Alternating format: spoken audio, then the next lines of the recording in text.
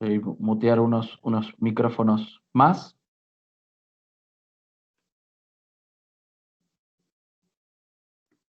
Bien. ¿Me ven bien ahí? ¿Me escuchan bien? Pueden usar el chat, por favor, los micrófonos, ¿no? Para contestar. Les doy la bienvenida. Mi nombre es Ernesto Gallegos, soy director de vinculación tecnológica de la Universidad Nacional de Burlingame. Muchas gracias a todas, a todos, a todos por conectarse para la charla de hoy que llamamos Propiedad Intelectual para científicas, científicos, investigadoras e investigadores. La organización de este evento es conjunta entre dos antenas territoriales, la Unidad Territorial de Vigilancia Tecnológica e Inteligencia Competitiva UBIC, que está integrada por la Universidad Tecnológica Nacional, Facultad Regional Bahía Blanca, y la Fundación del Sur para el Desarrollo Tecnológico, Fundasur, con el aval de la Unión Industrial de Bahía Blanca y el Consorcio del Parque Industrial de Bahía Blanca. La antena UBIC fue creada en 2015 y se dedica al sector de reciclados plásticos y otras tecnologías. La otra antena que participa de la organización de este evento es la Antena Tecnológica para el Desarrollo Territorial, ATEC-DT, integrada por 3 universidades del conurbano bonaerense, la Universidad Nacional de 3 de Febrero, UNTREF, la Universidad Tecnológica Nacional, Facultad Regional Delta, y la Universidad Nacional de Burlingame, UNAUR. Esta antena fue creada el año pasado, en 2019, y se dedica al desarrollo industrial con énfasis en el segmento PYME, junto a sus socios privados, que son la Asociación de Industriales Metalúrgicos de la República Argentina, ADINRA, y su red de centros tecnológicos, y la Fundación Banco Credicop. Ambas antenas fueron conformadas y capacitadas originalmente en el marco del programa BINTEC del Ministerio de Ciencia, Tecnología e Innovación de la Nación. Hoy continuamos entonces con el ciclo que se inició con las charlas para emprendedoras y emprendedores que hicimos el mes pasado. Siguió el jueves pasado y hoy con las charlas que estamos haciendo para investigadoras, investigadores científicos. Y pronto vamos a anunciar nuevas fechas con actividades también en temas de vigilancia tecnológica, inteligencia estratégica y propiedad intelectual, orientados a empresarias y empresarios PYME. Bueno, sin más vueltas, voy a terminar la presentación. Recuerden, como les decía, que si tienen alguna pregunta a lo largo de la charla, la pueden poner en el chat si tienen la opción del chat. Si no tienen la opción del chat, no se haga ningún problema. Al final podemos hacer una ronda de preguntas levantando la mano con el sistema que tiene interno la plataforma. La exposición de hoy va a estar a cargo de nuestra invitada, la magíster Vanessa Lowenstein, y le voy a dar la palabra a mi colega Diana Schmidt de la Universidad Tecnológica Nacional, Facultad Regional Bahía Blanca, para que la presente. Diana. Bueno, gracias Ernesto. Buenas tardes a todas y a todos. Bueno, muchísimas gracias por la asistencia, por compartir una charla más. Hoy me toca presentar a una profesional de muchísimo prestigio en materia de propiedad intelectual, a Vanessa Lowenstein. Vanessa es abogada, egresada de la Facultad de Derecho de la UBA, cursó el posgrado de propiedad intelectual de la UBA y la maestría en Derecho Comparado y Propiedad Intelectual de la Universidad de Torino, Italia. Fue investigadora del Instituto Max Planck de Múnich, Alemania. Actualmente trabaja en el Ministerio de Ciencia, Tecnología e Innovación en temas vinculados con políticas sobre propiedad intelectual, transferencia de tecnología, innovación y negociaciones internacionales. Con anterioridad, trabajó en temas de patentes, indicaciones geográficas y negociaciones regionales e internacionales en el Ministerio de Agricultura y en el de Industria. Es investigadora del Centro de Estudios Interdisciplinarios de Derecho Industrial y Económico y se desempeña como docente en la Facultad de Derecho de la UBA, en la Maestría de Propiedad Intelectual. También en sobre propiedad intelectual para científicos e investigadores de la Flaxo y en la Universidad de 3 de Febrero. Ha realizado investigaciones y publicaciones relacionadas con propiedad intelectual, patentes, temas ambientales y negociaciones internacionales, entre otros. También colabora con ¡Pude conectarla! el tema sobre protección de semillas.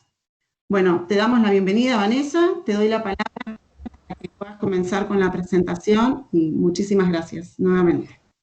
Bueno, muchas gracias a ustedes. Buenas tardes. Quería agradecer especialmente a las dos antenas territoriales. Por suerte ya dijeron todo el nombre, así que yo no me tengo que acordar de toda la exposición tan larga. A TEC-DT y a UBIC.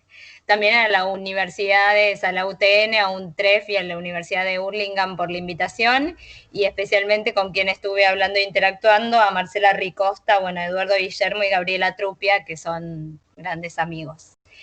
Bueno, yo voy a estructurar, si les parece, la charla de la siguiente manera.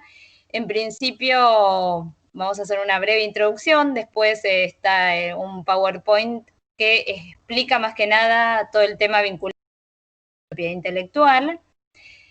Como la verdad es que nosotros no interactuamos previamente, lo que yo busqué hacer en un principio es explicar qué es la propiedad intelectual, qué protege cada derecho, y después introducir un poco el tema de la propiedad intelectual en el ámbito universitario, en el ámbito de investigación y desarrollo y emprendedorismo.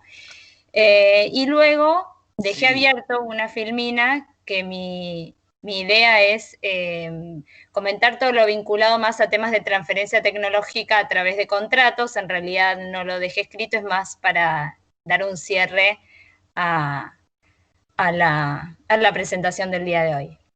Bueno, ahora voy a hacer una breve, vamos a compartir el PowerPoint. A ver si me esperan un minuto, que compartimos la pantalla. No,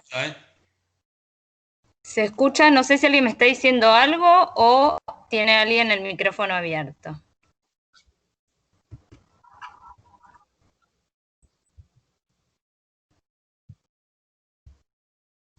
Yo no tengo acceso a nada, solo estoy en una pantalla negra. A ver, ¿ahora están viendo el PowerPoint? Ahora sí, ¿no? Se ve. no. Está cargando, Vanessa. Ah, perfecto. Bueno, mientras carga, voy a igual empezar a comentar algunos temas. En realidad, esta es solo la primera filmina que dice de qué hablamos cuando hablamos de propiedad intelectual. Más allá de que ustedes ahora no sé si ya están viendo la filmina o no. No, aún no. Bueno, se las puedo empezar a dar como charla igual. No, No es no. ¿Querés intentarlo de nuevo, Vanessa? Sí. Yo tengo entendido. Si no, la tiene Macarena, la presentación, pero igual, a ver, lo volvemos a intentar. Antes había salido bien.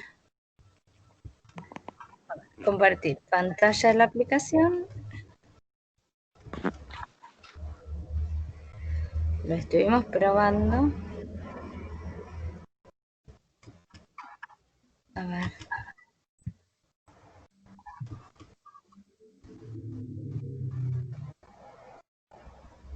A mí me parece como que estuviera compartiendo porque me da la opción de dejar de compartir. Ahora ya sí, ahora sí se ve. Sí se ve.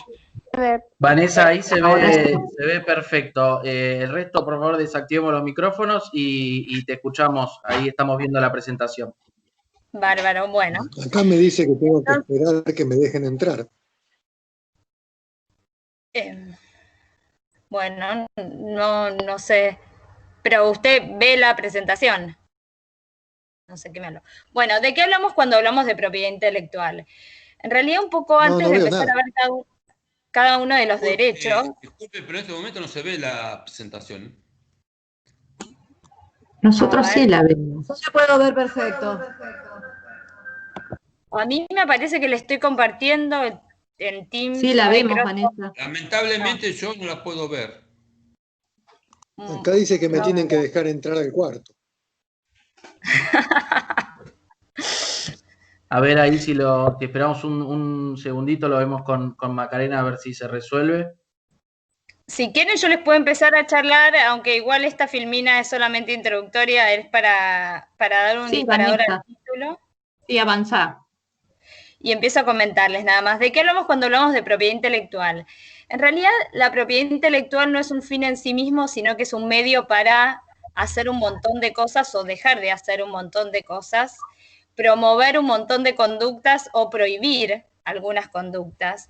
En realidad, ustedes saben que todos los instrumentos normativos, todos los marcos regulatorios, lo que buscan en definitiva es promover unas conductas de las personas o de las empresas o de distintos actores, prohibir algunas conductas de las empresas o de las personas o de distintos actores, o mantener un statu quo determinado. Eso es lo que hacen las normas: promover, prohibir o mantener alguna conducta determinada.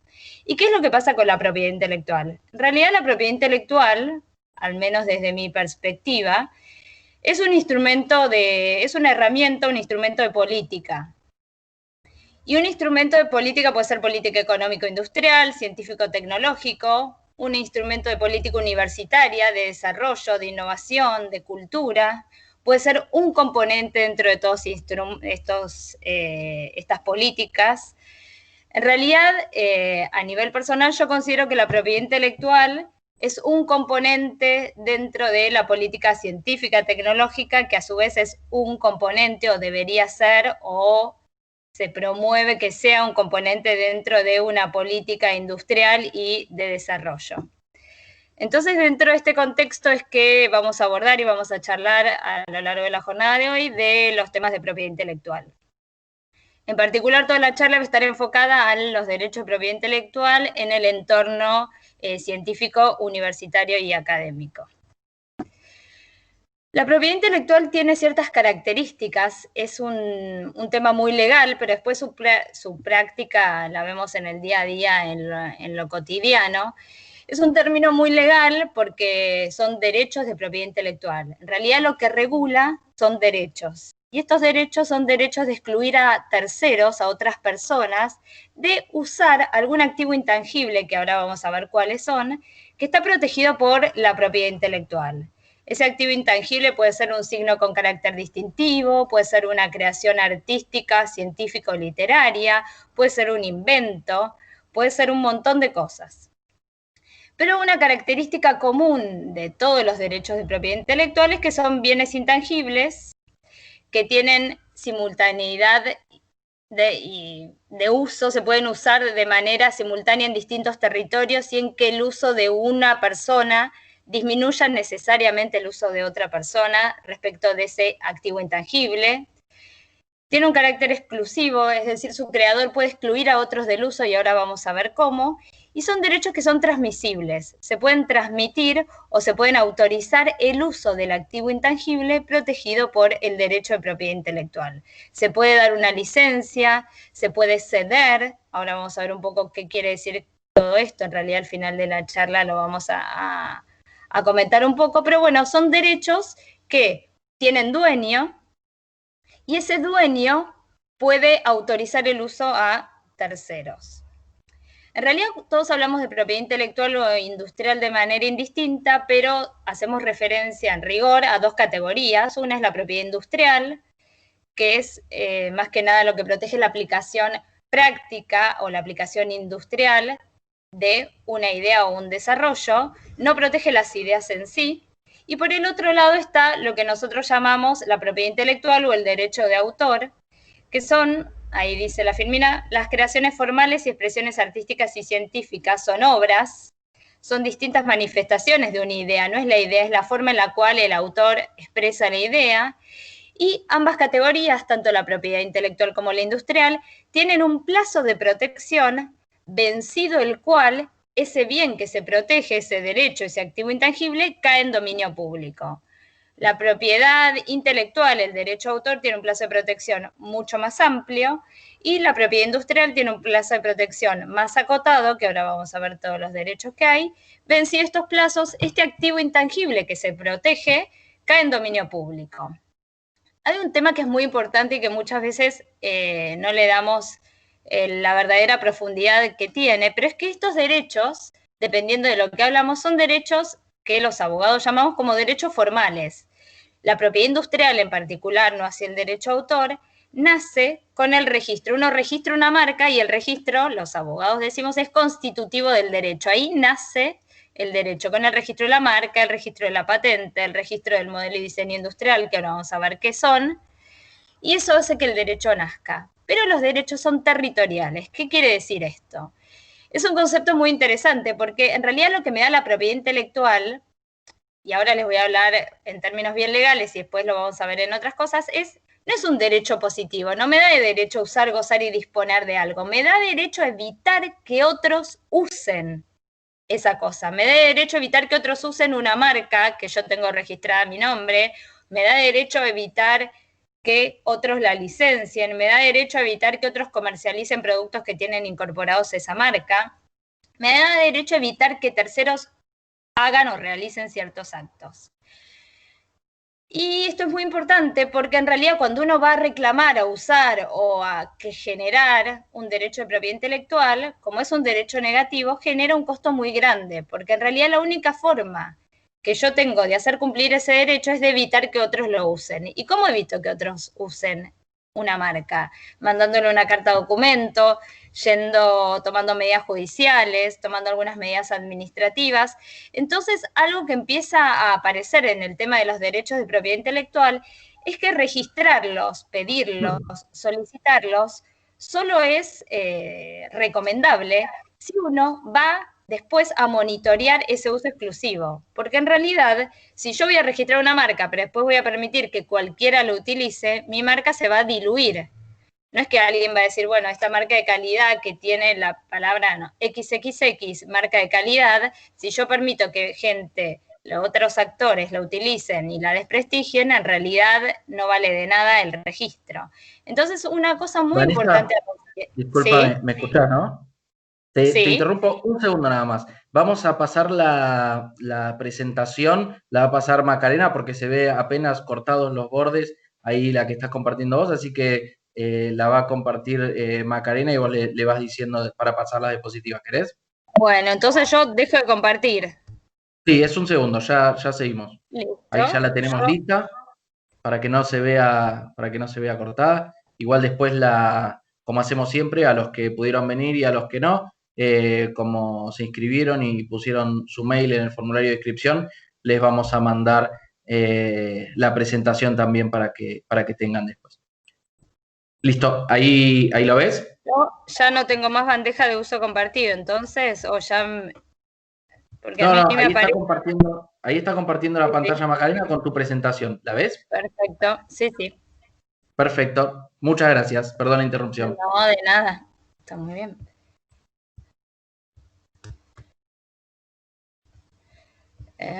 Estoy acá sacando porque me dice compartir, dejar de compartir, cancelar. Ahí está, perfecto. Bueno, entonces como les estaba diciendo, tiene un plazo de protección, bueno, me perdí. Los derechos de propiedad intelectual, en realidad solo conviene su registro en los casos en los que yo voy a hacer un efectivo uso de la exclusividad que me dan estos derechos. Pero si yo después no voy a poder monitorear el uso exclusivo de estos derechos y no voy a poder excluir a terceras personas del uso, de nada me conviene el registro. El registro es una puesta en valor de estos activos intangibles y el registro también es una herramienta estratégica cuando yo quiero negociar. Si yo quiero negociar una transferencia de conocimiento del ámbito universitario a un actor del sector privado, a veces tener un derecho de propiedad intelectual me sirve a los efectos de estar en una mejor posición al momento de negociar la transferencia de ese conocimiento, de esa marca, de esa creación artística o lo que fuere. ¿Pasamos a la próxima? Ahí está. Bueno, existen varias categorías de derechos y vamos a ver que cada una de estas categorías de derechos protege un activo intangible distinto. Por ejemplo, los modelos y diseños industriales, algo que les voy a comentar es que esta primera parte la vamos a pasar rápida porque yo les voy a listar los derechos. Cada uno de estos derechos en realidad o estos activos intangibles tiene una explicación muy extensa. Yo en este momento solamente los voy a nombrar más de manera sucinta y después me pueden hacer preguntas en la categoría particular que a ustedes más les interese. Los modelos y diseños industriales lo que hacen es proteger la parte estética u ornamental de los productos. Se utilizan en muchos sectores industriales, ahí está la filmina, en el textil, indumentario, diseño mobiliario, maquinaria hogareña, por ejemplo, los electrodomésticos, las partes de los autos. Es una categoría de derecho de propiedad intelectual que se usa mucho en la industria automotriz. Ustedes vieron que existe un modelo de auto y otro, y muchas veces discuten o existen litigios por si me copió la forma de las lamparitas de la parte de atrás, que una es más redonda, tiene una LED más redonda, otra tiene más forma gatuna, otra de algunas cosas. Bueno, son los modelos y los diseños industriales los que se están litigando y protegiendo cuando cuando se discute en tribunales si uno está copiando al otro. Para tener la protección por modelos y diseños industriales hay que pedir el registro. En el caso de Argentina, todos los registros de la propiedad industrial se hacen en el INPI, que es el Instituto Nacional de la Propiedad Industrial. Pasamos a la que viene, por favor.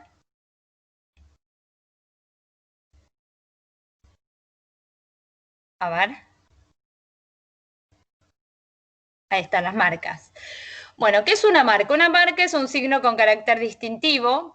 Las marcas, desde que nos despertamos hasta que nos vamos a dormir, estamos rodeados de marcas y estamos estimulados por la compra o el consumo de una marca o de la otra.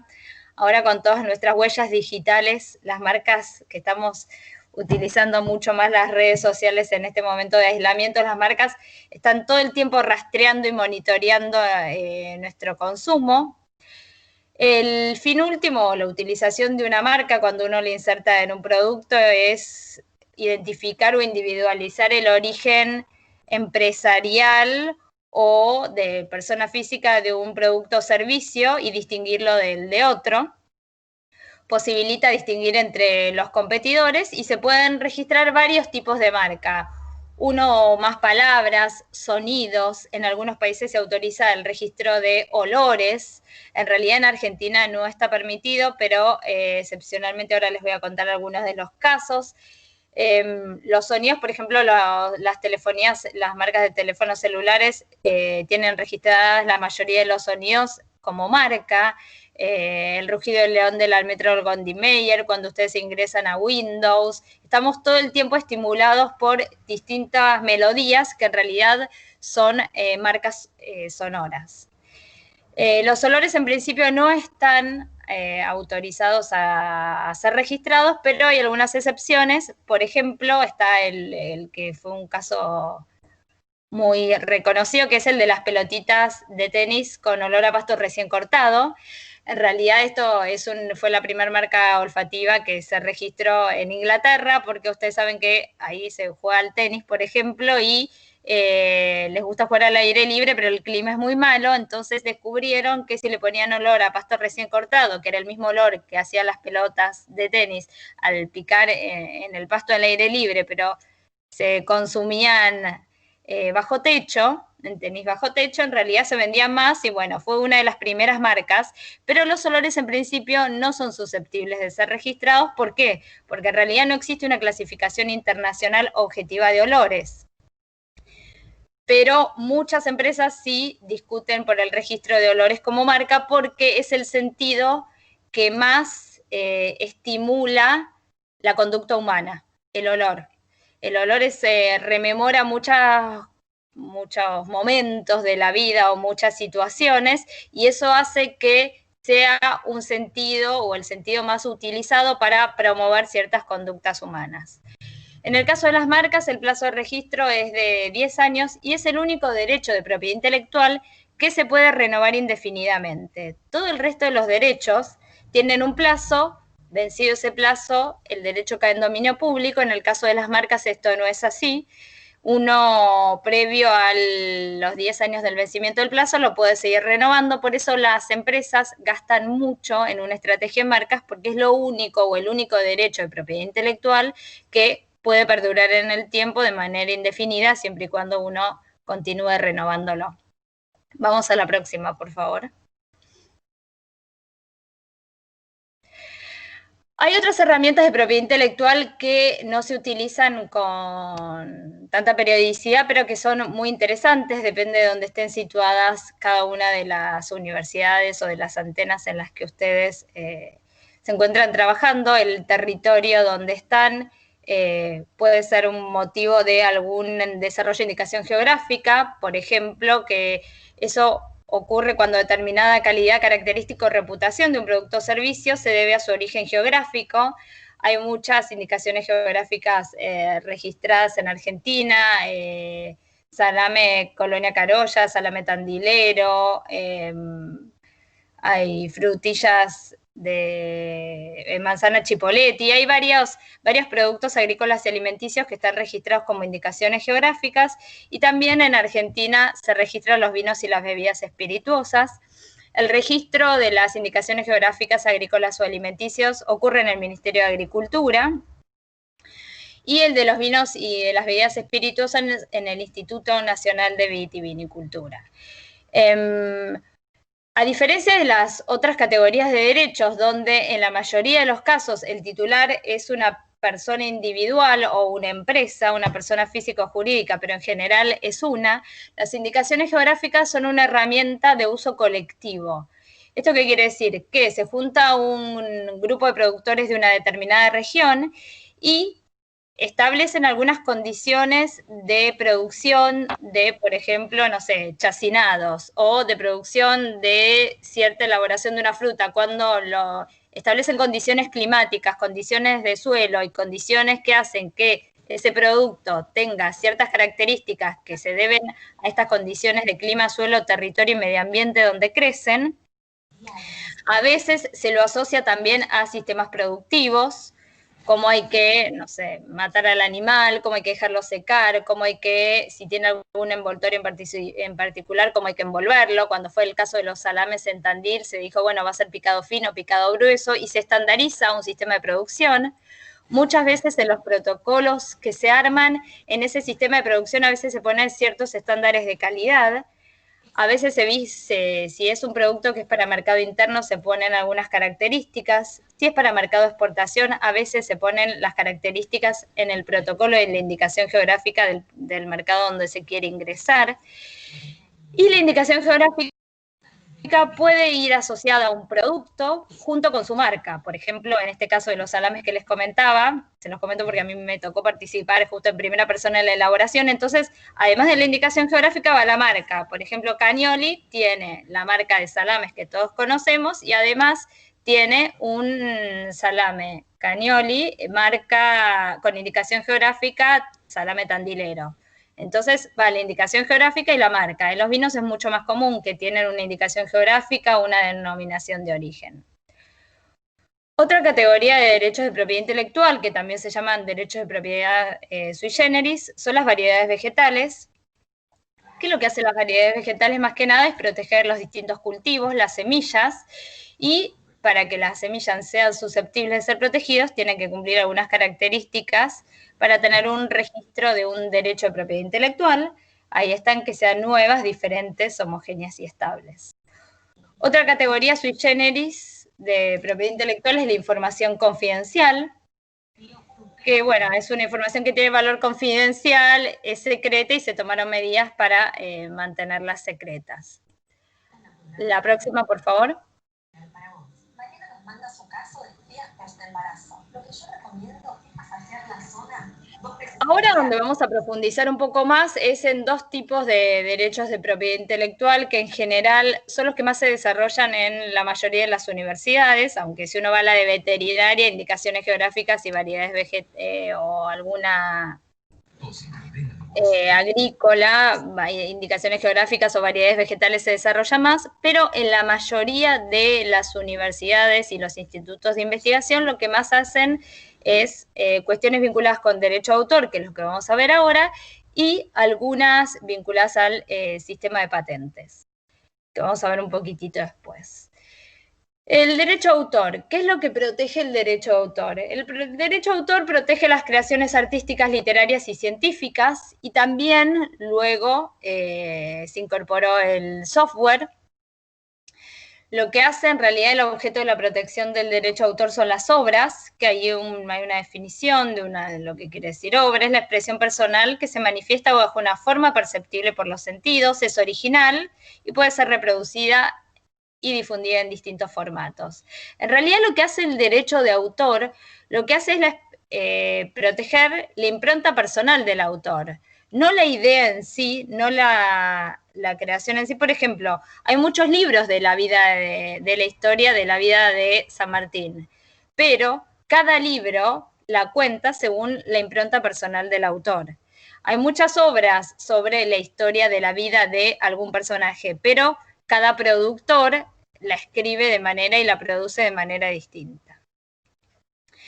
Y en general algo que suele ocurrir en el ámbito universitario y académico es que las producciones suelen ser el resultado de un grupo de personas que interactúan y se vinculan entre sí. En general, la producción individual no es la mayor parte de los casos, sino que lo que ocurre es una interacción entre diferentes actores con distintas características, porque algunos pueden ser becarios o becarias, directores o directoras, docentes, bueno, depende de lo que sea, va a ser distinto, y a veces también es la interacción de todo el ámbito público o académico con actores del sector privado. Entonces vamos a ver algunas de las cosas que pueden ocurrir en estas situaciones. La próxima, por favor.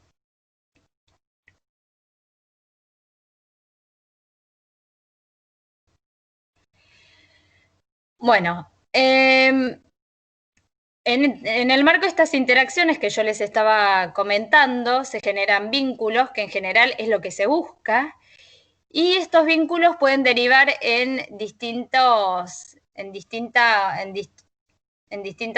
valga la redundancia, de situaciones que lo que hacen es que el dueño de lo que se crea o lo que se desarrolla, depende si estamos hablando de derecho de autor o de patentes, van a ser distintos actores.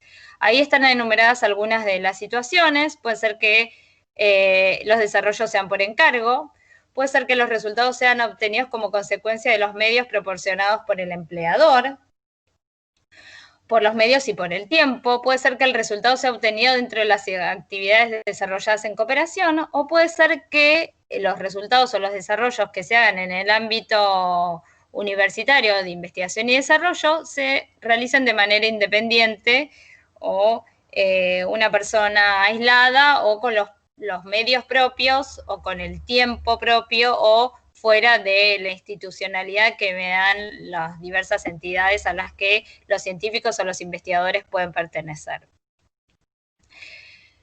Bueno, dependiendo de la producción que sea, va a estar resuelto a nivel regulatorio de distintas formas. No es lo mismo si el desarrollo es un invento, o es que se protege por una patente, que si el desarrollo es una creación artística, un corto cinematográfico.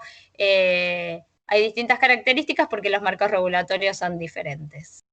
Vamos a la próxima.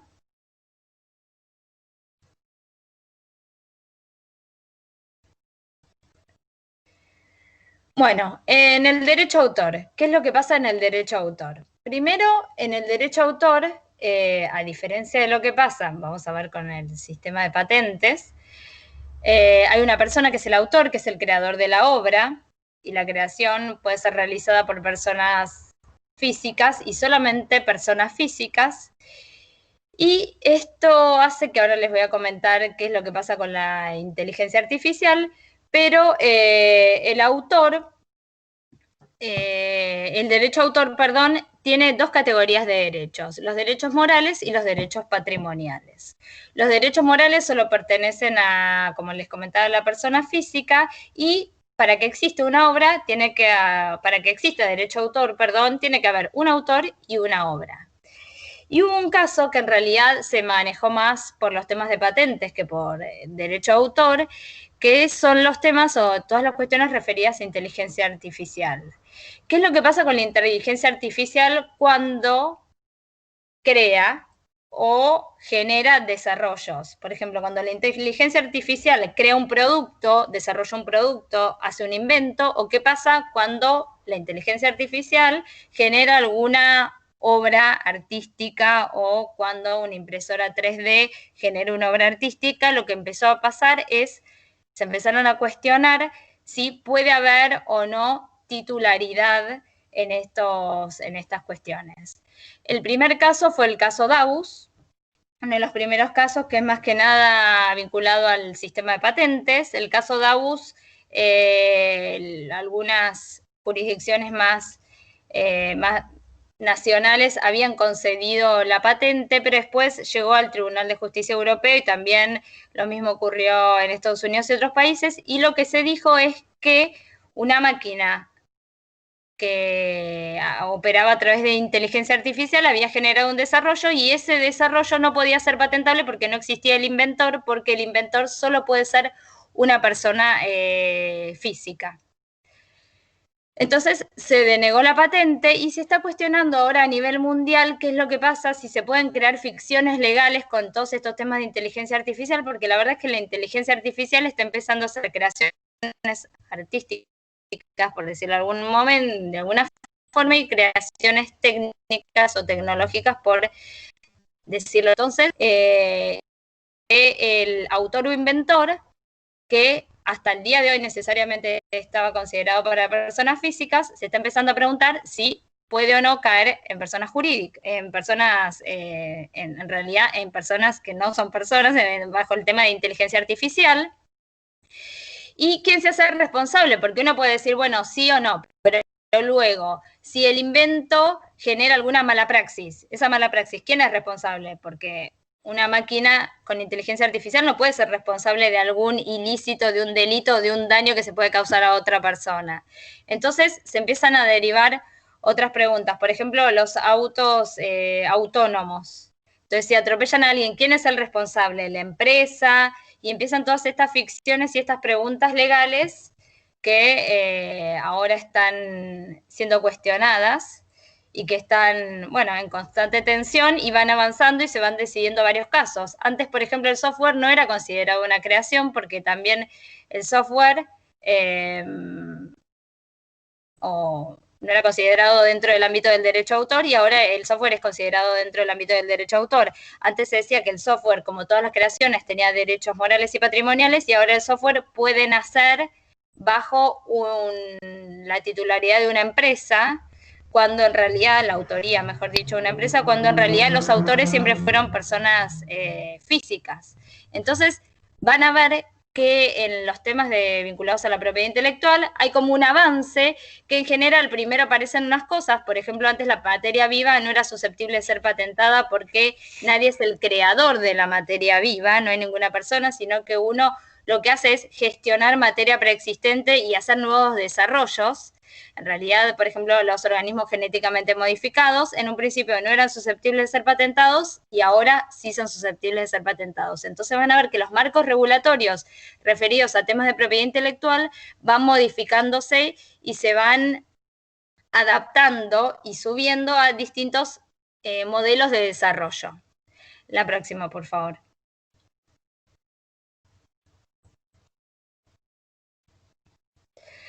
Bueno, esto un poco se los comenté cuando estaba charlando la filmina anterior. Los derechos morales se derivan de la producción intelectual, siempre pertenecen al creador y obligan a que cuando uno genera una publicación o hace un desarrollo, siempre en toda publicación, depósito o registro que se realice de una creación artística, tiene que estar indicado quién es el autor.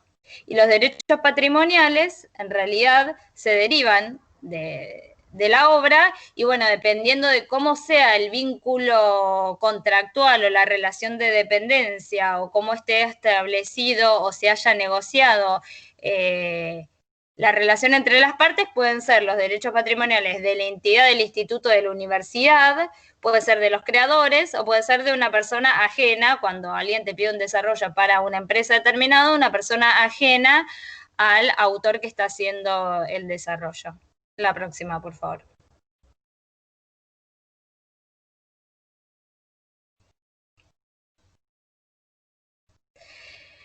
Vamos un poquitito ahora a hablar del tema de las patentes, los desarrollos industriales. Y para ver por qué es interesante, a veces no solo porque uno proteja o decida aplicar o solicitar una patente, sino por otras razones, y ustedes que trabajan en antenas o que están interiorizados con el tema de las antenas tecnológicas, mucho más, porque a los científicos, a los investigadores, a los emprendedores, les debería, o sería interesante, o sería deseable que trabajen con las patentes. En realidad, ya sea porque van a ser usuarios del sistema y van a ser quienes registren el sistema, en el sistema y lo usen y excluyan a terceros del uso, o porque utilicen la información contenida en el sistema de patentes para aprender o espiar a otros, para buscar socios, para ver cuál es el último estado del arte en una tecnología. Y una cosa muy, pero muy importante que a veces no se considera lo suficiente es para ver qué conocimiento está en el dominio público en el territorio en el que yo quiero producir o comercializar ese producto o servicio. ¿Qué es lo que ocurre? Yo al comienzo del día de hoy le dije que los derechos son territoriales, los derechos de propiedad intelectual, con la excepción del derecho a autor. La territorialidad de los derechos quiere decir que para que yo tenga un uso exclusivo, puedo excluir a otros del uso de mi marca, puedo excluir a otros del uso de mi diseño o puedo excluir a otros del uso de mi invento, tengo que tener registrado ese derecho en el territorio donde quiero tener la exclusividad comercial. Si yo no tengo registrado ese derecho en el territorio donde quiero tener la exclusividad comercial, no tengo la exclusividad comercial. Pero ocurre muchas veces que respecto de ciertas tecnologías, a una empresa, a una institución, a una universidad, a un emprendedor o a quien fuere, le interesa el país A, B y C, pero no le interesa el resto de los países. Entonces, cuando yo hago una búsqueda de las tecnologías que existen en un sector o área determinada, lo que voy a hacer es ver qué patentes existen en esa área determinada y después ver dónde están registradas esas patentes, si están en trámite o si fueron concedidas y dónde están registradas. Donde esas patentes no están registradas o fueron solicitadas y después se denegaron o fueron solicitadas y después no se mantuvieron porque hay algo, es muy legal y yo por eso no se los comenté, pero es el pago de anualidades para mantenimiento del sistema de patentes, ese conocimiento cayó en dominio público. Y si cayó en dominio público, es de uso libre y gratuito. Entonces, ¿qué es lo que puede ocurrir? Puede ocurrir que yo utilice la información del sistema de patentes para saber en qué territorios un invento está protegido, en cuáles no, y si Argentina es uno de esos territorios donde ese invento no está protegido, yo puedo copiarlo libremente y de manera gratuita. Entonces, la información que tiene el sistema de patentes es una información de contenido estratégico, que ahora vamos a ver un poquito más de qué se trata. La próxima, por favor.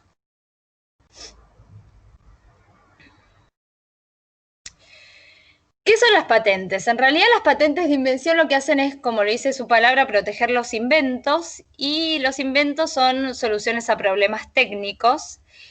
Y estas soluciones a problemas técnicos lo que hacen en realidad es generar desarrollos disruptivos. Disruptivos quiere decir que tengan novedad, altura inventiva y aplicación industrial. ¿Y qué quiere decir esto? En realidad, como a diferencia de los otros derechos, el sistema de patentes es el único que me da una exclusividad comercial 100% en el mercado. Porque una marca, por ejemplo, me da una exclusividad respecto del uso de ese nombre o de ese signo con carácter distintivo aplicado a un producto determinado, pero nada implica, nada dice que otra persona no puede utilizar el mismo producto o servicio con otro nombre. Es decir, si yo voy al supermercado y voy a la góndola de las mermeladas, me voy a encontrar un montón de mermeladas con distintas marcas. Entonces, la marca lo que me hace es apropiarme, o la facultad que le da su titular es la apropiación del signo con carácter distintivo de la marca, pero hay muchos productos que se están ofertando. En cambio, el sistema de patentes lo que hace es inhibir 100% la competencia respecto de determinado producto, invento en realidad, porque el que lo detenta, el titular, va a ser el único oferente de ese producto en el mercado. Cuando yo, por ejemplo, al día de hoy ustedes seguramente están muy familiarizados con el tema de la pandemia que estamos viviendo, y en realidad lo que se está discutiendo en el tema del acceso, si es que se llegara a desarrollar una vacuna, cuestiones de acceso es si va a existir una patente o no y cómo se va a negociar esa patente para dar accesibilidad, porque cuando existe un solo actor, empresa, persona física o jurídica que tiene la oferta de ese producto en el mercado, puede decir cuántos productos desarrolla, a qué precio y en qué territorio. Si uno tiene una patente en todos los países del mundo, va a decir la cantidad de ese producto que va a fabricar. Y como decide la cantidad, si la oferta es limitada, en general el precio es mucho más alto. Y en el caso de los medicamentos, como estamos hablando, el precio es más inelástico. Entonces, en general, la sociedad, los consumidores, estamos dispuestos a pagar un precio más alto por tener acceso a ese bien. Acá entra a jugar todo un tema de bienes públicos, salud y otros valores, pero lo que yo les quiero mostrar es que el tema de las patentes lo que permite a su titular es ser el único que ofrece ese invento o ese desarrollo en el mercado y puede fijar precios, cantidad y disponibilidad. Entonces es el derecho de propiedad intelectual que más restringe la competencia, eventualmente. Es por eso que se le exigen algunos requisitos mucho más exigentes para su cumplimiento. Para la concesión de la exclusividad comercial respecto a un producto, se exige que sea novedoso, y esta novedad, en el caso de Argentina, es una novedad muy exigente, quiere decir que no se haya divulgado ni comercializado en Argentina ni en ninguna parte del mundo. Tiene que tener altura o mérito inventivo, que es que no sea obvio para un técnico especializado en la materia, y tiene que tener aplicación industrial, que este es el de los 3 requisitos, el más laxo. Las patentes pueden ser de producto de proceso y el registro tiene una duración de 20 años desde el momento de presentación de la solicitud. Vencido este plazo, el desarrollo cae en dominio público.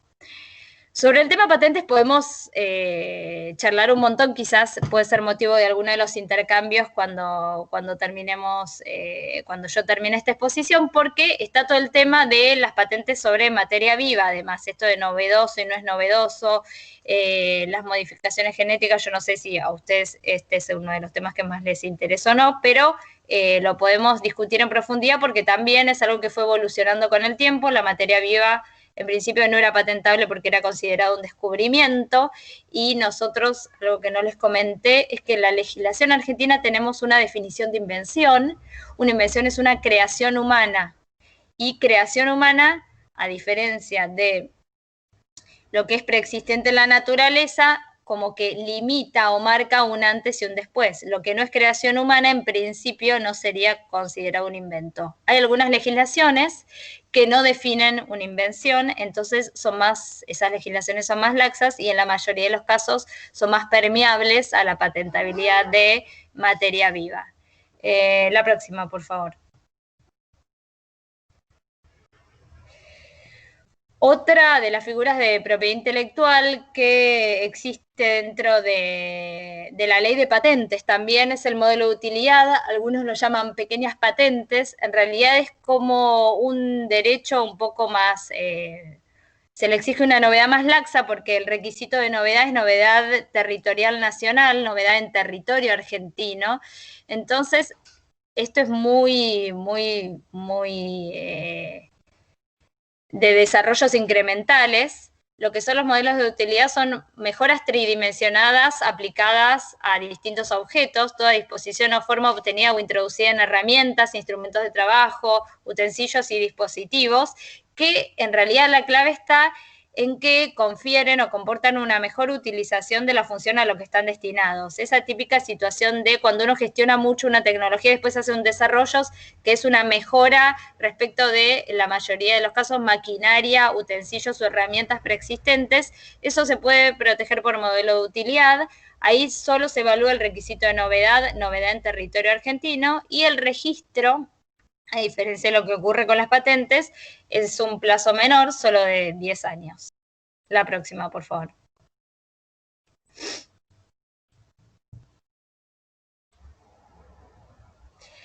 Bueno, a ver, ¿por qué me sirve un poco, retomando todas estas cuestiones, por qué son claves y me sirven la búsqueda o la información en el sistema de patentes? En realidad, cuando uno trabaja en el ámbito de la investigación o es un emprendedor, o mismo también en el espacio donde hacen desarrollos las empresas, es muy importante primero saber si con un desarrollo uno va a quebrar o no derechos de propiedad intelectual de otros, entonces es susceptible que sea intimado por una posible infracción de derechos de propiedad intelectual. Y otro es para analizar todo lo que existe en esa tecnología, cuál es el último estado del arte en esa tecnología. Entonces, bueno, la posibilidad de hacer un diagnóstico temprano de los proyectos previo a su implementación me sirve primero para ahorrar tiempo, luego para ahorrar recursos humanos y financieros. La próxima, por favor.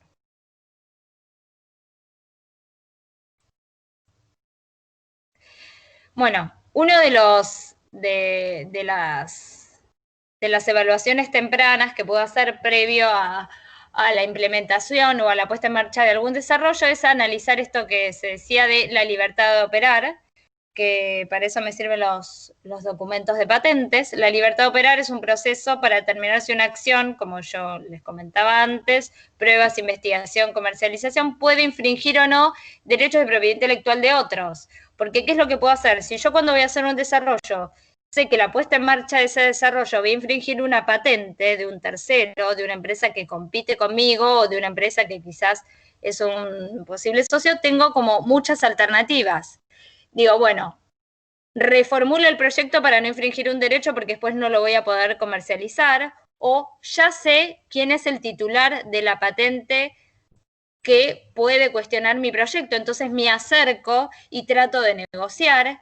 Si es una mejora, puedo negociar una patente de adición o de perfeccionamiento, una mejora sobre el desarrollo que hay en curso, puedo generar un socio, puedo generar complementariedades, puedo dividirme territorios, quizás es una patente sobre una tecnología que tiene distintos usos, entonces el titular de la patente solo la usa para petróleo y a mí me interesa utilizarla para la industria textil, entonces puedo saber un poco quiénes son los que están en ese mercado, no solo respecto del producto, sino también respecto de los titulares y de los territorios donde ese derecho de propiedad intelectual, susceptible de ser infringido en caso de que el proyecto se lleve adelante, tengo esa información y puedo evitarlo o reformular el proyecto o buscar socios o generar alianzas. Y también es, como les comentaba, un mecanismo de alerta temprana que me permite saber la composición del mercado. Muchas veces yo puedo saber, bueno, hay un equipo de investigación porque yo me fijo en el título, en el documento de la patente que se vincula con el proyecto en curso, entonces puedo ver, bueno, posibles alianzas desde la etapa de investigación y desarrollo, porque voy a conocer otras universidades o institutos de investigación que están haciendo lo mismo, porque al igual de lo que pasa en el derecho a autor, en el sistema de patentes figura, además del titular, que puede ser una empresa, figuran los inventores. Entonces yo ya sé quiénes son los actores que están haciendo el mismo desarrollo que yo, ya sea a nivel privado, a nivel público y en qué países están. Entonces, ahí lo sé. También voy a saber, bueno, ¿están pagando las anualidades? Porque hay un documento de patente, pero ese documento de patente, ¿está vivo o cayó? También voy a saber esto de la composición del mercado. Bueno, si yo tengo una tecnología y sé que hay una empresa exitosa en el desarrollo de esa tecnología que pide el registro en 3 países, yo ya sé que esos países son los mayores demandantes de la tecnología que yo estoy desarrollando. Entonces, empiezo a conocer la composición tanto social como industrial del desarrollo en el cual yo estoy inmerso. La próxima, por favor. Bueno, esto que les decía yo un poco de la territorialidad de los derechos es esto que la libertad para operar cuando yo estoy en el marco de un desarrollo, un proyecto que me estoy por lanzar al mercado, en realidad no por lanzar al mercado, lo que se sugiere es hacer el análisis de libertad de operar en el momento de formulación del proyecto, previo en realidad a comenzar a iniciar o empezar a implementar y aplicar los recursos para la etapa de investigación y desarrollo, o a escalar, dependiendo en qué momento estén. Lo que sirve es no solo para tener resultados e información para la toma de decisiones estratégicas, sino también para bajar a territorio y localizar a estos actores aliados, complementariedades y las demás cuestiones. Yo voy a saber dónde se investiga, dónde se comercializa, si existen o no existen patentes, cuáles son los alcances de esas patentes, porque también a veces en la reformulación yo puedo buscar mecanismos alternativos que llevo al mismo desarrollo, pero modificando alguna parte del producto o el proceso no voy a infringir la patente de un tercero, o puedo saber, bueno, está bien, estoy infringiendo la patente de la empresa XX, pero como yo voy a salir al mercado en 2 años y esta patente va a vencer en 1 año, no tengo ningún problema, o no dejo de pagar las anualidades, o voy a negociar en países donde esas patentes no están vigentes, o puedo, esto que decíamos, hacer una licencia, puedo comprar la patente del otro, le puedo vender la patente al otro. Puedo crear un pool de patentes, ahora también hay muchos pools de patentes en el área, en el sector farmacéutico, ahora está como en auge, como está en tensión el sistema de patentes a nivel mundial, porque lo que se está discutiendo es si promueve o no y mejora o no la tasa de innovación. Lo que se está diciendo es, bueno, a veces sobre ciertas tecnologías, también pasa en materia viva,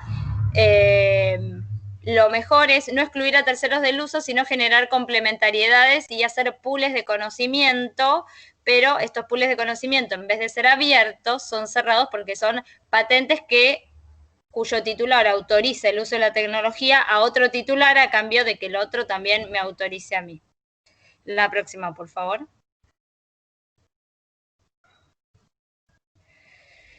Bueno, esto, ustedes que están interactuando mucho más con los sistemas de información de patentes y con las antenas, seguramente lo tienen más a flor de piel, pero para complementar la información de los documentos de patentes, uno puede analizar muchos otros documentos, mucha otra información asociada a la patente. En general, como uno tiene que comprobar estos 3 requisitos que yo les dije, novedad, altura, investigación, aplicación, para comprobar que lo mío es nuevo y no es copia de cuestiones anteriores, lo que se hace es, se cita el estado del arte anterior. El estado del arte anterior muchas veces está en papers, en citas bibliográficas, en referencias. Entonces, todos los documentos de patentes también me sirven para informarme sobre alternativas o otras personas que analizaron, desarrollaron o estudiaron cuestiones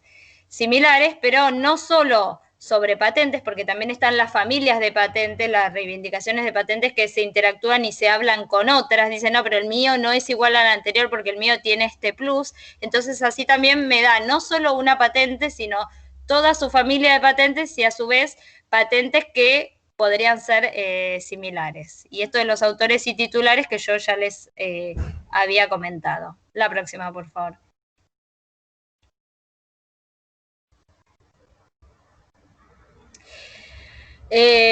Una cuestión muy importante es el tema de cuando uno está inmerso en una institución, ya sea una institución de enseñanza o de investigación, de desarrollo en la academia o también en las empresas, es esto de solicitar una patente y no quebrarse, no autoquebrarse la novedad. Muchas veces ocurre que los investigadores por distintas presiones para avanzar en la carrera académica, aunque ahora cada vez menos, porque ahora también se analizan las patentes solicitadas y concedidas, que tampoco sé si es el mejor criterio para evaluar, pero eso lo podemos charlar en un rato después al final de la presentación. Ocurre que genera muchas publicaciones y a veces esas publicaciones quiebran la novedad del desarrollo que luego se quiere patentar. Porque la novedad quiere decir que no ya se haya divulgado ni explotado en Argentina ni en ninguna parte del mundo. Si uno publica un paper o va a un seminario y hace una exposición, eso va a quebrar la novedad en principio. En Argentina existe algo que, bueno, existen varias cosas en realidad. Primero les voy a comentar el periodo de gracia. El periodo de gracia es una ficción legal que hace que si el inventor divulga su invención por un plazo anterior a 12 meses previos a la presentación de la solicitud de patente, esa divulgación no quiebra la novedad. Entonces, ¿cómo se hace? El solicitante presenta la solicitud de patente y acompaña el documento o información sobre el momento que la divulgó, pero la tiene que haber divulgado en principio el mismo inventor. Eso se llama periodo de gracia, pero el periodo de gracia no es igual en todos los países del mundo. Algunos países del mundo tienen un periodo de gracia de 12 meses, como Argentina, previo a la presentación de la solicitud. Otros tienen un periodo de gracia de 6 meses y otros no tienen periodo de gracia. Entonces, en la mayoría de los casos, nosotros, los abogados que trabajamos en estos temas, lo que sugerimos es presentar una solicitud de patente y luego sí hacer las divulgaciones que correspondan. Otro tema es la prioridad. La prioridad es una cuestión distinta, que es qué ocurre cuando son términos y conceptos que si son nuevos se van a mezclar, pero los podemos charlar después en profundidad.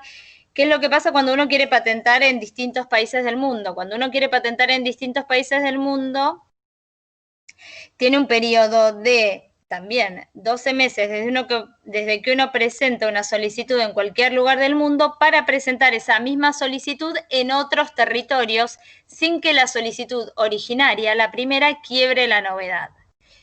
Entonces, un inventor, una institución, una universidad, un emprendedor o emprendedora, una empresa, presenta una solicitud y tiene un plazo de 12 meses para presentar esa misma solicitud en distintos territorios, o puede licenciar la posibilidad de presentar esa solicitud en otros territorios a distintos actores. La próxima, por favor.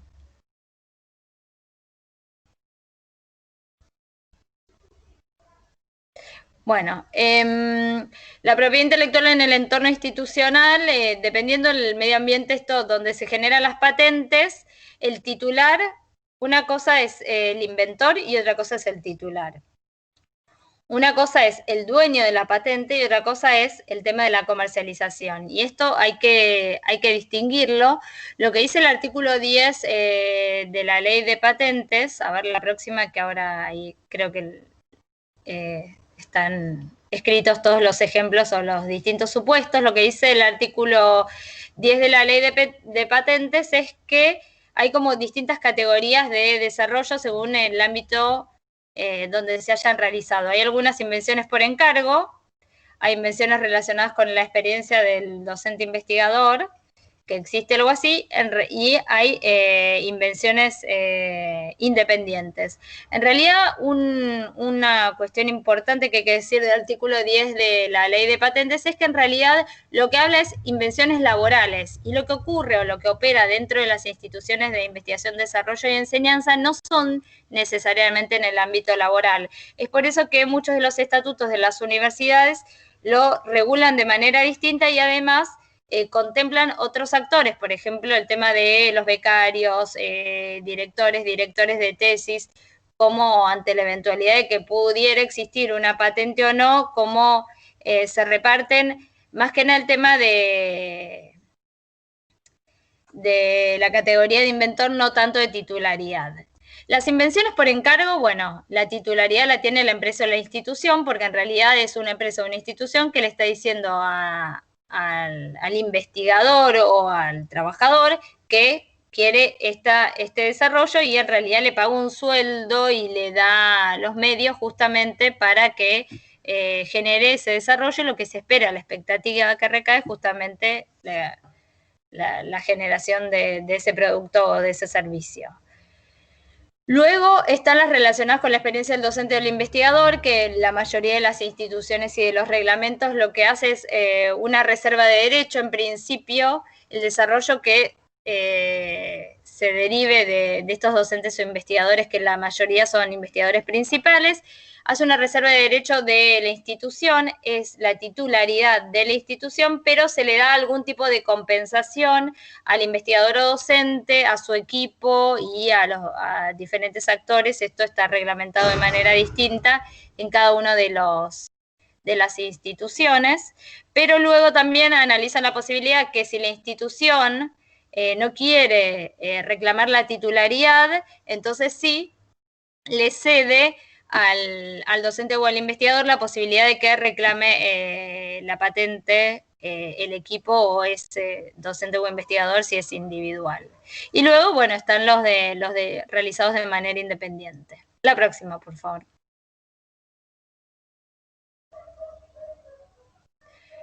Bueno, la participación de cada docente investigador está decidida por resoluciones de las autoridades y de las instituciones. Cada una tiene un reglamento, algunas no los tienen, y se negocia de manera artesanal caso por caso.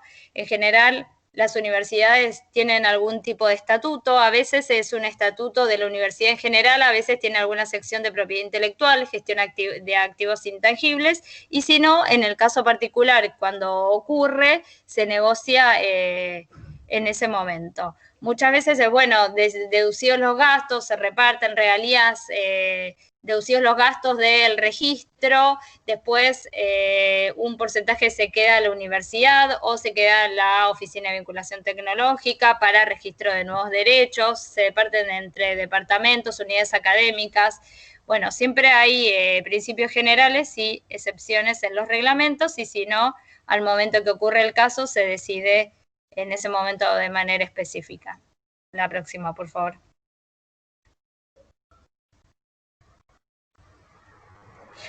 Otros temas que ya esta es la última filmina y dejo espacio para las preguntas, que no los vamos a desarrollar acá, pero para mí es un tema muy interesante porque es el tema donde existe mucha creatividad y cada universidad, institución o investigadores pueden hacer su propio camino. Es, bueno, cómo se transfieren los conocimientos desde el ámbito institucional o desde el ámbito empresario al medio ambiente, al territorio, cómo se mejora el desempeño productivo de las empresas, cómo se transfieren, porque en realidad los conocimientos que se generan en el ámbito institucional tienen que salir para generar algún impacto en la sociedad, para generar algún impacto ya sea productivo, social, cómo bajarlos a territorio. Y la forma en que se vehiculiza esa bajada a territorio es a través de algún contrato.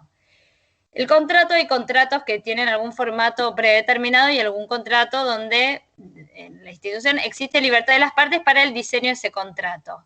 Y hay que tener muy claro cuál es el objetivo para saber cómo diseñarlo. El objetivo puede ser escalar un prototipo, el objetivo puede ser, me interesa, soy una institución y me interesa esta empresa como socio, entonces quizás no negocio el mejor contrato, pero sí ya creo confianza y voy construyendo vínculos para futuro hacer nuevos desarrollos.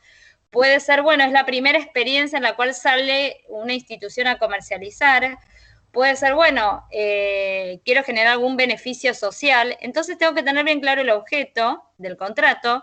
Quiero un prototipo, tengo que cumplir un estándar sanitario y no sé cómo hacer para cumplirlo. Entonces, quizás me asocio con una empresa para cumplir algún estándar sanitario o algún estándar técnico que quiero desarrollar a futuro.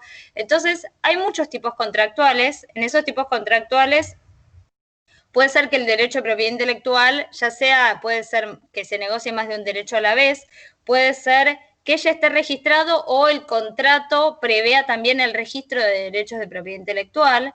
Puede ser que no existan regalías ahora, pero existan regalías a futuro, entonces se paguen regalías conforme el cumplimiento de ciertos hitos. Entonces, bueno, hay como muchas preguntas que son interesantes. Primero, que las instituciones y los investigadores y los científicos se hagan previo al contacto con el afuera, el mundo de afuera, y hay otras que, bueno, uno se las va haciendo en el momento. También existen algún tipo de contratos que en realidad es cuando, bueno, ya viene el sector que va a comercializar la tecnología o va a comercializar la creación artística, entonces ya me vienen a buscar, entonces el desarrollo es a pedido y como que es más fácil la construcción de los marcos regulatorios que van a seguir el vínculo, pero hay otros que, bueno, dependiendo de cuál sea el objetivo y el estadio y la maduración de la tecnología de la que estamos hablando, puede ser que el contrato prevea distintas cláusulas y disposiciones. Algunas preguntas que les puse ahí, bueno, qué características del producto son las más importantes, las que si es que desarrollan, por qué, cómo es el mercado, cómo está compuesto, si existen productos similares o no, cuál es el rango de precio. Bueno, esto de cuán madura está la tecnología. Después, si voy a querer hacer una licencia exclusiva que es a un solo a una sola entidad, persona, empresa o un solo actor, o si voy a licenciar la tecnología a varias empresas en un mismo territorio o en distintos territorios, cuáles van a ser los plazos, qué actos voy a dejar de hacer. También la institución puede tener algunas normas, puede tener, no sé, si es una universidad pública, puede decir, bueno, nosotros desarrollamos la tecnología, la licenciamos, pero preferimos licenciarla a pymes que a grandes empresas, preferimos o condicionamos el licenciamiento a que sean proveedores locales, la cadena a proveedores a productos importados, las partes, bueno, hay distintas condiciones que depende cuál sea el objetivo. Quizás la universidad quiere vincularse más con algún área o territorio específico. Entonces, considerando todas las alternativas, uno va diseñando el contrato que más se amolda a ese vínculo que se quiere generar o a esa transferencia de conocimiento, tecnología, creaciones artísticas para ya desde las instituciones académicas y universitarias para el medio ambiente al territorio, donde nacen como más puras y después se van para el impacto social o productivo que puedan tener. Así que dependiendo cuál sea el objetivo, uno va modelando el contrato. Bueno, la próxima que ya es para finalizar y agradecer, y si les parece, o seguimos hablando de los contratos, o si no, que podemos pensar cláusulas específicas, o si no, abrimos a preguntas directamente.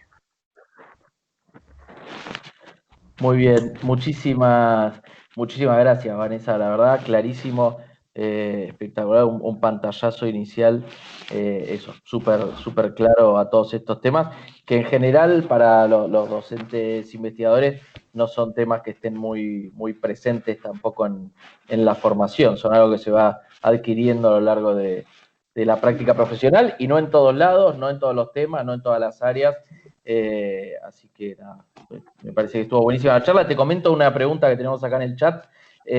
Marcos dice, buenas tardes, muy buena la charla, tengo una consulta. El asesoramiento sobre cómo confeccionar los documentos de patente, propiedad intelectual, etcétera. ¿Qué instituto gestiona esto? ¿Es gratuito? Ya me adelanto para decir que en general no es gratuito. Dice, muchas gracias. ¿Qué le podemos decir? Bueno, le puedo decir que no sé si la pregunta me la está haciendo si está en alguna institución, digo si es, porque en realidad las universidades o los centros de investigación suelen tener oficinas de vinculación tecnológica, o si no tienen una oficina de vinculación tecnológica, tienen alguna persona que se encarga de eso.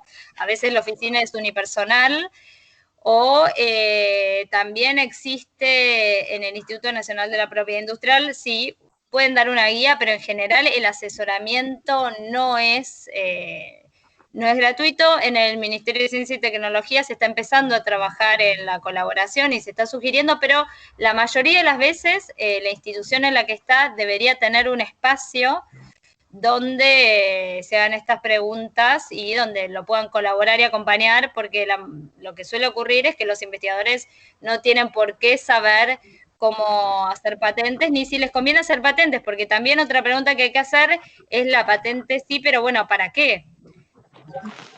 Eso está buenísimo aclararlo, es de última una decisión institucional también.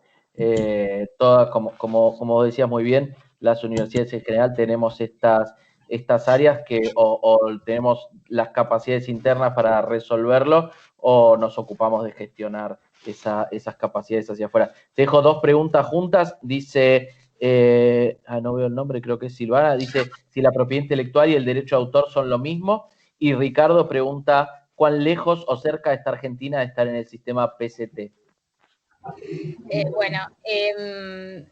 La propiedad intelectual, en general llamamos propiedad intelectual a la propiedad industrial y a la propiedad intelectual. Lo solemos, a modo para sintetizarlo, llamamos a todo propiedad intelectual, pero de las primeras filminas yo les comenté que en rigor hay dos categorías, la propiedad industrial y la propiedad intelectual. La propiedad intelectual es lo que abarca el derecho de autor y derechos conexos, y son las creaciones más artísticas, literarias y científicas, y la propiedad industrial está vinculada más a todo lo técnico, marcas, patentes, modelos y diseños industriales. pero a modo de síntesis lo llamamos igual, aunque son dos categorías, propiedad industrial y propiedad intelectual, que es derecho a autor y conexos. El tema del PCT. El tema del PCT, si estamos cerca o lejos de... Es una gran pregunta. No sé si estamos cerca o lejos porque la posible adhesión tiene estado parlamentario y, como ustedes saben, no tienen por qué saber porque es una cuestión muy legal. Cuando uno presenta una norma para ratificar un tratado, en realidad uno presenta una norma, pierde estado parlamentario a los 2 años, pero cuando es un tratado internacional no pierde estado parlamentario y hay normas que fueron presentados promoviendo la ratificación del Tratado de Cooperación en materia de patentes. Eso es un debate muy grande porque el efecto positivo o negativo para la Argentina lo podemos charlar y discutir. Me encantaría que si quiere charlar esta persona, porque no sé si quiere que lo ratifiquemos o no quiere que lo ratifiquemos, porque acá hay un debate que es aún mayor, que es si un país es importador o exportador de tecnología, y yo entiendo que, bueno, no sé si todos saben lo que es el PCT, acá en la charla el PCT es el Tratado de Cooperación en materia de patentes, el Patent Cooperation Treaty. Es un tratado que tiene como uno de sus beneficios extender el plazo de prioridad respecto del cual uno presenta una primera solicitud en cualquier lugar del mundo, y yo les comenté que tienen 12 meses para presentarla en otros lugares del mundo sin que la solicitud originaria quiebre la novedad, y la ratificación del acuerdo de cooperación en materia de patentes podría extender este plazo de 12 meses hasta un máximo de 30 meses. Entonces, a muchos investigadores y a muchas universidades les sirve esta extensión de plazo porque es un plazo que permite la búsqueda de posibles inversores. A su vez, tiene como contrapartida que este acuerdo lo que hace es dar como una primera consideración del cumplimiento o no de los requisitos de patentabilidad, si cumple novedad, altura inventiva de aplicación industrial, y no es obligatorio eso, pero después este tratado tiene esta fase internacional, pero luego hay que seguir la solicitud de patentes en cada uno de los territorios nacionales, y muchas veces ocurre que esta resolución de las oficinas internacionales hace que sea difícil para los países seguir manteniendo sus criterios de patentabilidad. Es decir, cuando vos tenés el visto bueno y te dice cumple los requisitos, no todos los países del mundo tenemos los mismos requisitos. O sea, tenemos los mismos requisitos, sí, novedad, altura, inventiva, aplicación industrial. No todos los interpretamos de igual forma. Nosotros, como Argentina, tenemos una definición de invención como creación humana. Otros países no tienen la definición de invención, entonces son más propicios a patentar materia viva. Algunos países tienen una definición de novedad como nosotros, que es bastante exigente, que no se haya divulgado ni comercializado en Argentina ni en ningún país del mundo, y otros dicen divulgado en idioma tal, ni comercializado en otros territorios o en el mío. O sea, hay países que tienen requisitos más exigentes, otros menos exigentes. Hay países que promueven la mayor cantidad de patentes y hay países que promueven la mayor cantidad de dominio público. Entonces, este es un debate que podemos seguir teniéndolo porque es súper interesante. Pero a la pregunta de si Argentina va a ratificar o no el PCT está en el Congreso del proyecto. Muy bien. Siguiendo con esta pregunta que decía la diferencia entre propiedad intelectual y derechos de autor, la misma persona dice cómo se pueden proteger los derechos de autor antes de que se realice una publicación con los resultados de una investigación. No está hablando de una patente y sigue un par de mensajes más abajo. Dice, durante la charla se dijo que la propiedad intelectual se puede proteger enviando una carta documento o con acciones administrativas. ¿Cuáles serían esas acciones administrativas? Y otra pregunta en el mismo sentido que está relacionado con esto, dice, cuando se presenta un proyecto a una convocatoria para ser financiado, ¿no? Para financiar un proyecto, ¿cómo se puede proteger el contenido de esa postulación? Si hay alguna manera de proteger los derechos de autor de esa postulación.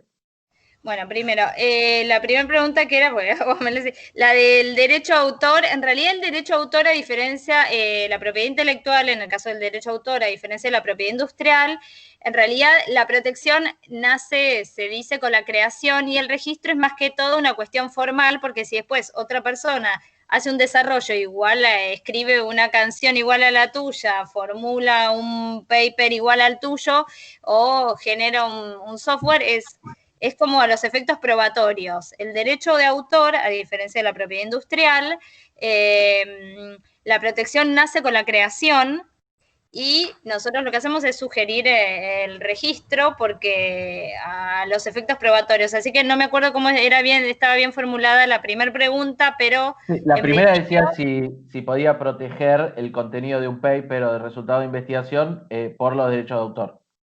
Sí, O sea, sí, se protegen por derecho de autor. El contenido de un paper se protege por derecho de autor y no es necesaria la publicación para que la publicación del paper para que esté protegido. Sí, sí, se puede, y es así como se protege. Muchas veces uno, sí, cuando los manda, es aconsejable registrar antes en derecho de autor el paper, pero bueno, igualmente queda protegido. ¿Y dónde se hace ese registro? Perdón, ¿y dónde se haría ese registro? ¿Cómo funciona? En la Dirección Nacional de Derecho a Autor. Muy bien. Ernesto, tengo dos preguntitas más acá. Pero sí, igual me hiciste, no respondí porque había otra que no la respondí. Lo que habías dicho antes, que era la formulación de un proyecto cuando se presenta una convocatoria. Ah, sí, uno puede pedir la reserva y confidencialidad. Lo mismo que me olvidé decirles algo, que es cuando uno presenta una tesis doctoral o algo que es disruptivo. Uno, primero, en los casos de las tesis que me olvidé de comentar, uno puede pedir la confidencialidad, y todos los jurados, los que ingresen a escuchar la tesis, tienen que firmar un documento que van a guardar confidencialidad y se responsabilizan por la divulgación no deseada del contenido de lo que van a escuchar o de la tesis. Y también en la formulación de los proyectos debería estar en el documento de formulación, pero si no está, uno tiene que pedir el resguardo de la información como información confidencial. Tiene que poner que esta información es sensible, debe ser mantenida como confidencial porque no se tiene que crear la novedad ante la posibilidad que se solicite una patente o lo pueden redactar, pero hay que escribirlo al inicio del documento que se presenta, donde se formula el proyecto, que en principio sería susceptible de pedir una patente. Es muy buena la pregunta porque en realidad muchas veces queda quebrada. Igual no queda quebrada porque el deber de funcionario público ya nos obliga muchas veces al resguardo de confidencial y no divulgar y todo, pero es mucho más seguro escribirlo en el documento donde se formula el proyecto. Perfecto. Marcela. Me faltaba una pregunta de los derechos negativos, de cómo, lo que yo dije de las medidas cautelares y esas cosas. Como quieras, si querés contestar esa y después tengo dos más. Bueno, sí, esa era que en realidad lo que yo dije quizás no me expresé de la manera más correcta, pero que en realidad cuando alguien copia mi invento o mi patente o usa mi marca, yo lo que tengo que hacer para evitar que otro la use, porque no es como no sé, una manzana yo me la como y no quedan más manzanas, una marca yo la uso y otro la puede usar, un invento yo lo uso y otro lo puede utilizar también. Entonces la única forma es primero mandar una carta documento diciendo: cuando usted explota o comercializa tal bien, una carta de documento está infringiendo la patente número tal o la solicitud de patente en trámite número tal o algo así. Y si no cesa en el uso, ahí sí hay que iniciar acciones judiciales.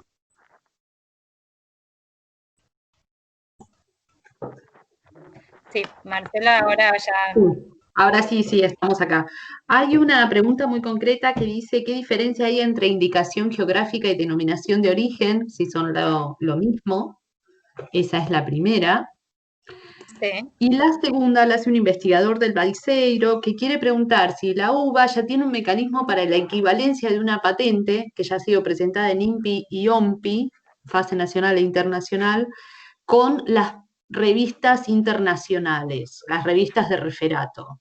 Dice que el Instituto Balseiro aún no tiene ese mecanismo para equiparar una solicitud de patente con una publicación con referato para la calificación que tienen los investigadores. Claro.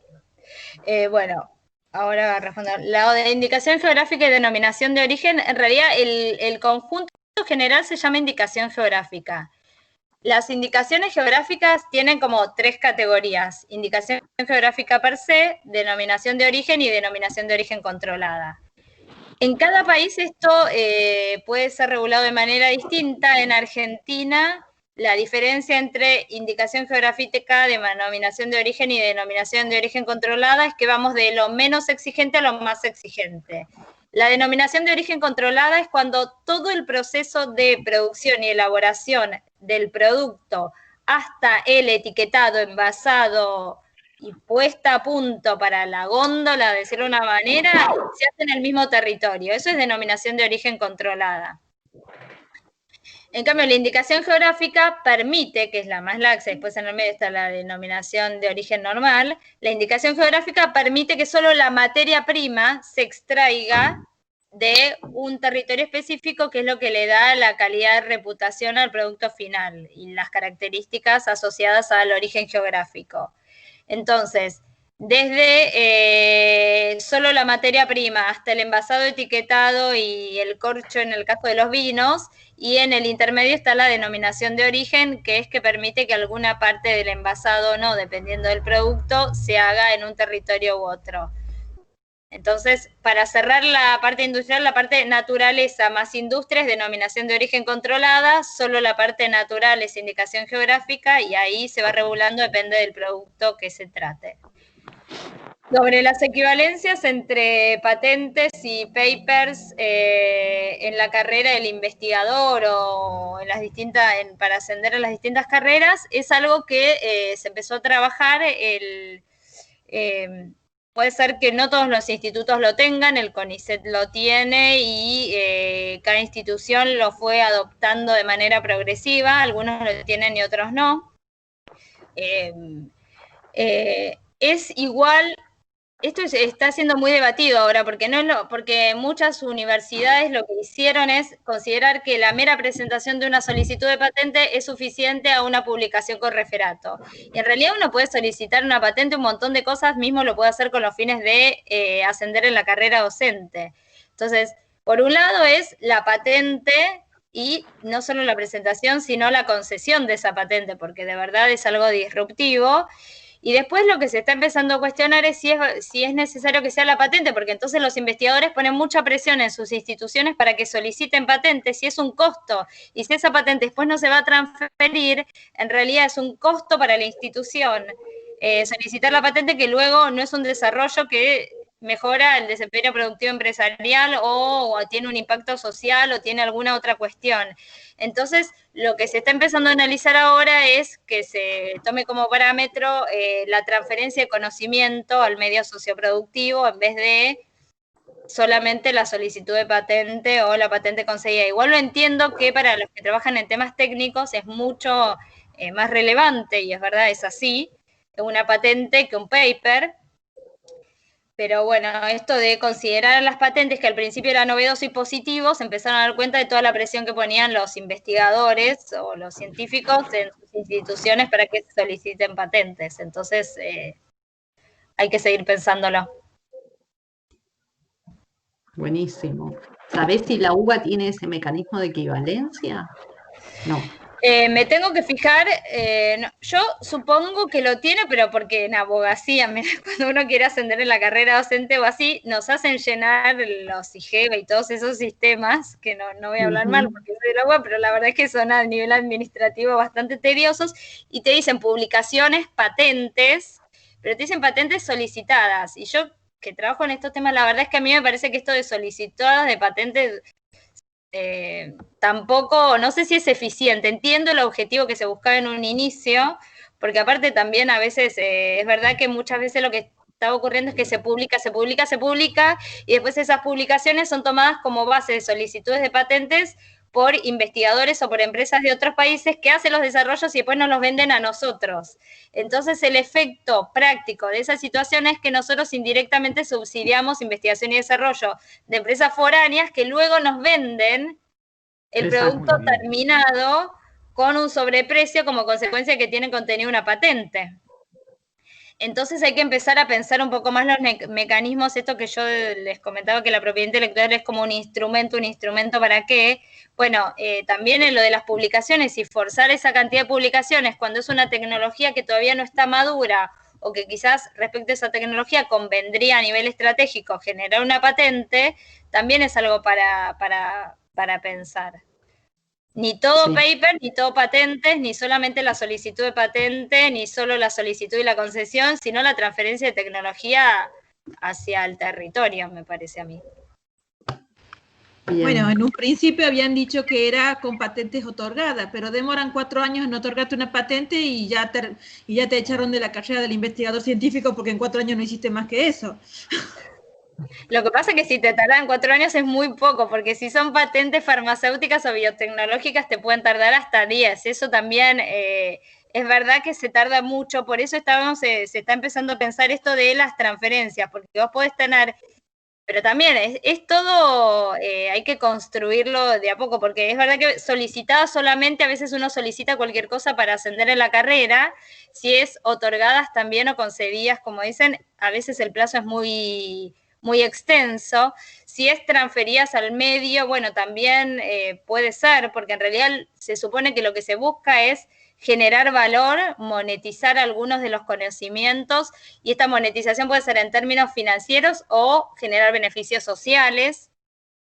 Entonces, hay que empezar a buscar eso. Bueno, es entonces transferencia de conocimiento, pero esto todavía no está plasmado, porque después hay que ver cómo, qué quiere decir transferencia de conocimiento. Es algo que está en construcción. Yo coincido con las deficiencias del sistema, y es algo que todo el tiempo se está revisando en las mesas de los planes de recursos humanos que se van generando en las distintas esferas de formación de recursos humanos, pero también el área científico-tecnológica no siempre es tan permeable a este cambio de modelos de evaluación. Es un poco responsabilidad de todos, de las instituciones, de los recursos humanos que estamos involucrados. Es difícil ir moviendo estos parámetros, pero sí, es muy... Está debatiendo el tema. Vanessa, tengo una última pregunta y ya vamos cerrando porque creo que te exprimimos en esta tarde. En términos de creaciones científicas y literarias, más del lado del derecho de autor, en las universidades nacionales o en las universidades en general, ¿es que el subsidio reafirma la pertinencia institucional, la titularidad de la universidad, o que por el contrario le otorga mayor libertad al creador? El subsidio, ¿cómo juega? ¿Cómo debería jugar? ¿Cómo deberían moverse los investigadores? Pero vos que me decís que si le dan subsidio, la titularidad debería ser de la universidad o del investigador. Me estás hablando primero de derecho a autor. Sí. ¿No? Y entonces el subsidio que si debería, no entiendo mucho como que la pregunta, que si debería ser que entonces el desarrollo es debería ser de la titularidad, debería ser los derechos patrimoniales de la institución o de... Eso es lo que queremos preguntarte, ¿cómo lo ves vos? Bueno, los morales obviamente son de los creadores y eso depende de cuál sea el objetivo. Depende de cuál sea el objetivo, porque a veces uno, no sé, por ejemplo, desde un TREF, que supongo me lo estás preguntando desde un TREF, a veces un TREF se quiere posicionar como, que puede ser interesante también, como una marca de creaciones artísticas, porque también como una universidad que promueve eso, y quizás en un inicio sea bueno generar cultura, marketing, por decirlo de buena forma, como una institución que genera muchos desarrollos culturales, y quizás al principio es bueno entonces concentrarlo en la universidad, porque también la universidad tiene un espacio donde anidar y donde promover y promocionar este tipo de actividades, porque a veces uno también, bueno, van a la Bienal de no sé qué y va a la universidad porque no tiene recursos de ir los equipos o los actores que desarrollaron estas creaciones artísticas. Entonces puede ser que en un inicio sea interesante tenerlo concentrado, pero después a medida que va madurando, pero esa es mi percepción, está bueno también empezar a soltar. Una vez se concentra para generar cultura, conocimiento, guía, un proceso de aprendizaje, creación de capacidades, entonces quiere ser como el órgano rector que va fijando estándares. Y entonces ahí está bueno que esté concentrado porque está como enseñando. Una vez que ya enseñó y que los proyectos empiezan a crecer solos, quizás está bueno pasar una etapa en que ya están maduros de que sean más independientes. Como que también depende cada institución y el grado de maduración. Sí, tal cual. Vos sabés, Vanessa, que hay gente que sigue levantando la mano. No veo más preguntas, pero bueno, me da pena. Quisiera ir cerrando y agradeciéndote Yo te digo, no infinitamente. tengo problema, lo hago lo que ustedes me digan. No Yo veo ya a le las dije a mi personas que familia, viste levantan cómo la son mano. ahora estas cosas. Por 2 horas nadie... De nuevo, no veo las preguntas, sí. Sí, Vanessa, la verdad que el Jimena. volumen de conocimiento y tu generosidad, la verdad, no tiene precio. Muchísimas gracias por dedicarnos todo este rato. Bueno, yo agradecida con ustedes y lo que pueda colaborar en la difusión y en el desarrollo de estas actividades, estoy a disposición y les agradezco nuevamente. Muchísimas gracias a todos y a todas por participar también de la charla y vamos a seguir con el ciclo en las próximas semanas. De nuevo, muchísimas gracias, Vanessa. Nos estaremos cruzando pronto, espero. Bueno, ya nos conoceremos en persona. Buenas tardes y muchas gracias a todos. Muchas gracias por todo. Bueno. Gracias. Gracias. Felicitaciones, dicen en los mensajes. Gracias.